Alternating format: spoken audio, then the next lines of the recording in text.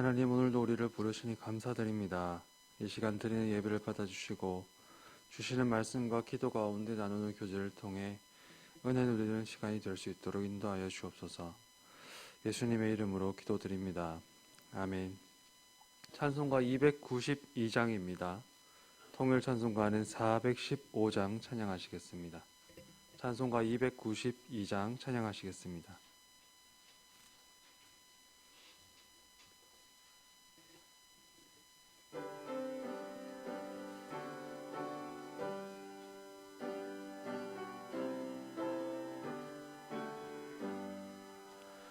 주 없이 살 수 없네 죄인의 구주여, 그 귀한 몸의 피로 날 구속하소서. 구주의 사랑으로 흘리신 보혈이 내 소망 나의 위로 내 영광 됩니다. 주 없이 살 수 없네 나 혼자 못 서리. 힘없고 부족하며 지혜도 없도다. 내 주는 나의 생명 또 나의 힘이라. 주님을 의지하여 지혜를 얻으리. 주 없이 살 수 없네 내 주는 아신다. 내 영의 깊은 간구 마음의 소원을 주밖에 나의 마음 네 알아주리요. 마음 위로하사 평온케 하시네. 주 없이 살 수 없네 세월이 흐리고 이 깊은 고독 속에 내 생명 끝나도 사나운 풍랑일 때 날 지켜주시니. 내 곁에 계신 주님 늘 힘이 됩니다. 아멘.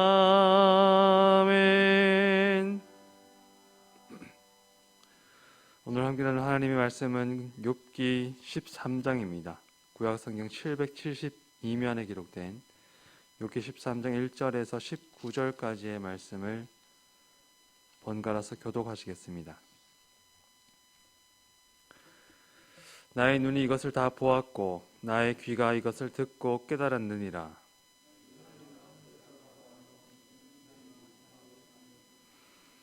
참으로 나는 전능자에게 말씀하려 하며 하나님과 변론하려 하노라.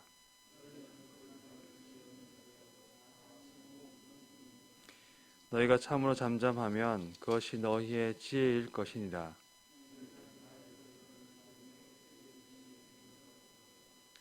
너희가 하나님을 위하여 불의를 말하려느냐 그를 위하여 속임을 말하려느냐.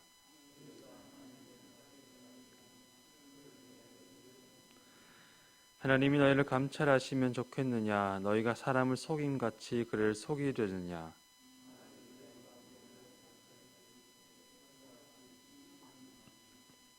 그의 존귀가 너희를 두렵게 하지 않겠으며 그의 두려움이 너희 위에 임하지 않겠느냐.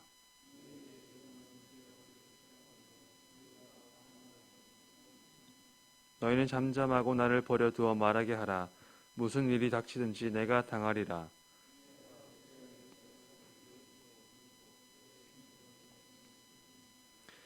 그가 나를 죽이시리니 내가 희망이 없노라. 그러나 그의 앞에서 내 행위를 아뢰리라.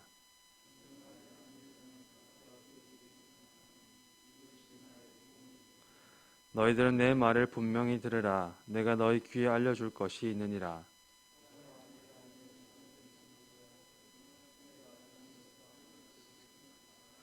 나와 변론할 자가 누구이랴. 그러면 내가 잠잠하고 기온이 끊어지리라. 아멘. 욥기를 계속해서 읽다 보면 우리는 자신도 모르게 우울해지는 것을 경험합니다.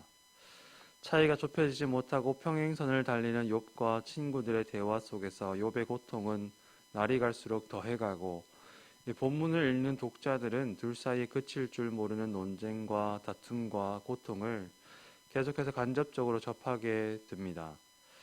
서로를 향해서 발톱을 드러내며 계속되는 말다툼을 그칠 분은 오직 하나님뿐이시지만, 하나님께서는 38장이나 되어서야 침묵의 장막을 열고 등장하십니다. 그때까지 우리는 이 말다툼을 계속해서 듣게 될 것입니다. 그러나 이 논쟁이 전적으로 무익한 것은 아닙니다.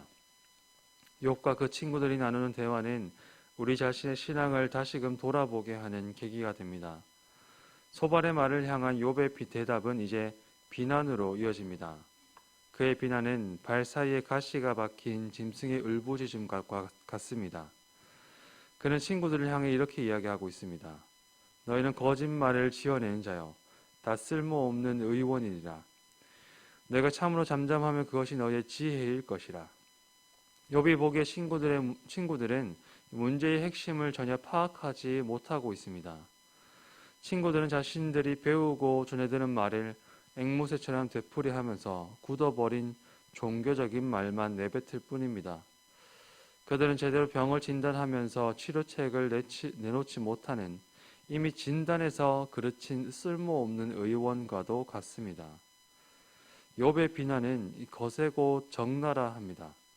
공동번역은 8절을 하나님께 아첨이라도 하고 하나님을 변호라도 하려는 것인가 라고 번역하는데, 이 낯을 따른다라는 것이 겉모양을 그럴싸하게 보이고자 하는 것을 뜻하기 때문입니다.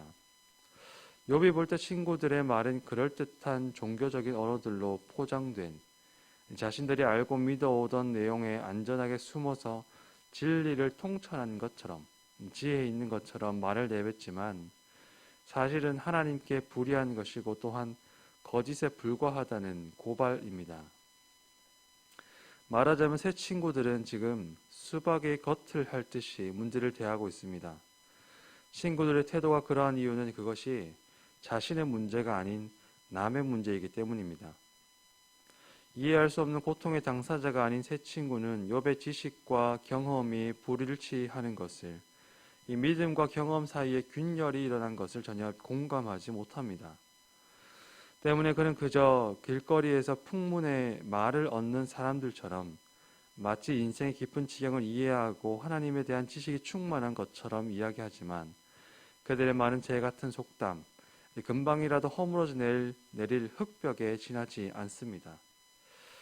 때문에 욥은 하나님께서 나타나셔서 말씀하시기라도 하시면 이 새 친구들의 말을 책망하실 것이라고 확신합니다.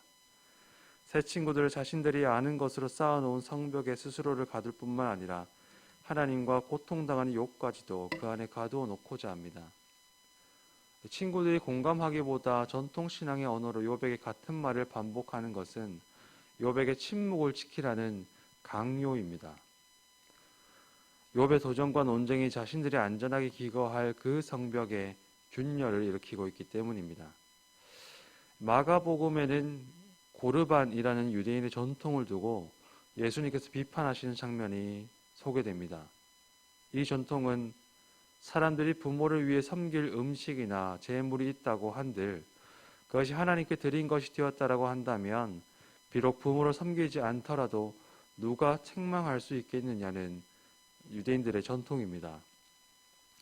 예수님의 말씀을 듣는 우리는 고르반 전통을 지키는 유대인들이 잘못되었음을 이해합니다. 그것은 마치 안식일을 지켜야 하기 때문에 그날에는 배고픈 자들이 밀 이삭을 베어 먹는 것도, 당장에 죽을 병에 걸리지 않은 사람을 치유하는 일도 허용되지 않는다는 바리새인과 율법학자들의 아집과 닮아 있습니다. 진리이신 하나님을 알기 위해서 자신의 성벽을 허물어뜨리는 모험 대신 알고 믿어오던 것에 안전하게 거하고자 하는 사람들은 겉으로 보기에도 이상하게 들리는 논리들을 앞세워서 자기 스스로를 변호합니다.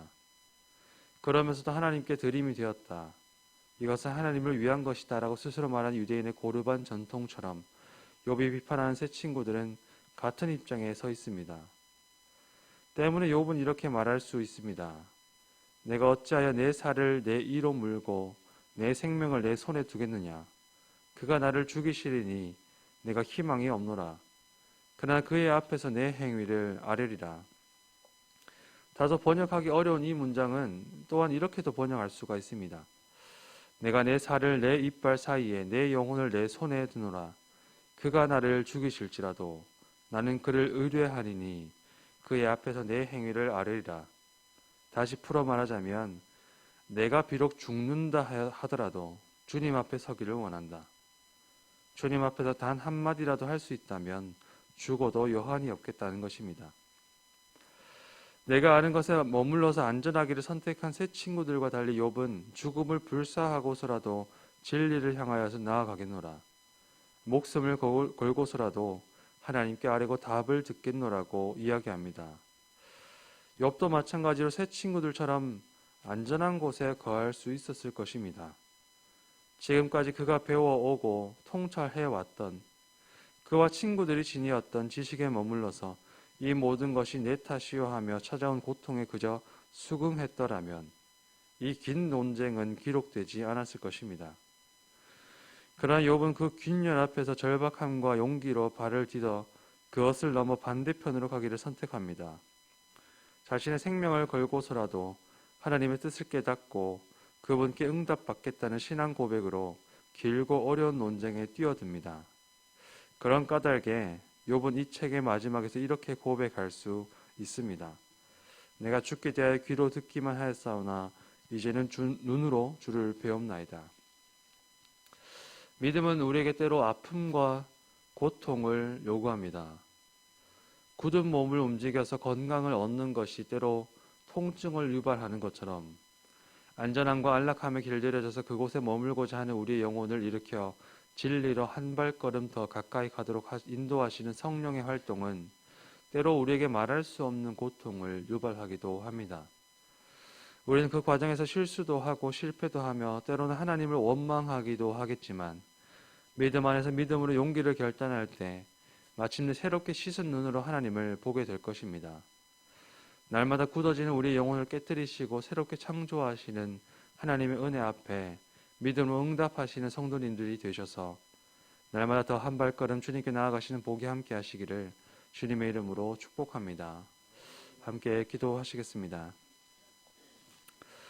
하나님, 우리에게 은혜를 베푸셔서 진리에 대한 갈망이 있게 하옵소서. 깊이를 알 수 없는 사랑으로 우리에게 다가오신 하나님, 그 깊은 진리로 우리 자신을 바칠 수 있도록 우리 믿음을 새롭게 하여 주옵소서. 이것을 위하여 때로 필요한 용기를 낼 수 있도록 하시고 주님 앞에 씨름하는 인내 역시 더하여 주옵소서. 날이 갈수록 더 깊은 지경에 이르는 우리의 믿음이 되어 하나님의 세계에서 더욱 충만한 삶을 누리게 인도하여 주옵소서. 예수님의 이름으로 기도드립니다. 아멘. 하늘에 계신 우리 아버지, 아버지의 이름을 거룩하게 하시며 아버지의 나라가 오게 하시며 아버지의 뜻이 하늘에서와 같이 땅에서도 이루어지게 하소서. 오늘 우리에게 일용할 양식을 주시고 우리가 우리에게 잘못한 사람을 용서하여 준 것 같이 우리 죄를 용서하여 주시고 우리를 시험에 빠지지 않게 하시고 악에서 구하소서. 나라와 권능과 영광이 영원히 아버지의 것입니다. 아멘. 이 시간에 기도하실 때 우리 주변에 있는 환우들과 어려움 당한 교우들을 위해서 기도하여 주십시오. 하나님께서 그 삶의 문제들 가운데 위로의 손길, 치유의 손길을 펼치셔서 나음을 얻을 수 있도록 기도하여 주시고 코로나 환경 가운데서 상처받고 어려움 당한 많은 이들에게 또한 도움의 손길들이 함께할 수 있도록 기도하여 주시고 이제 고3 학생들의 수능이 한 달이 채 남지 않았습니다.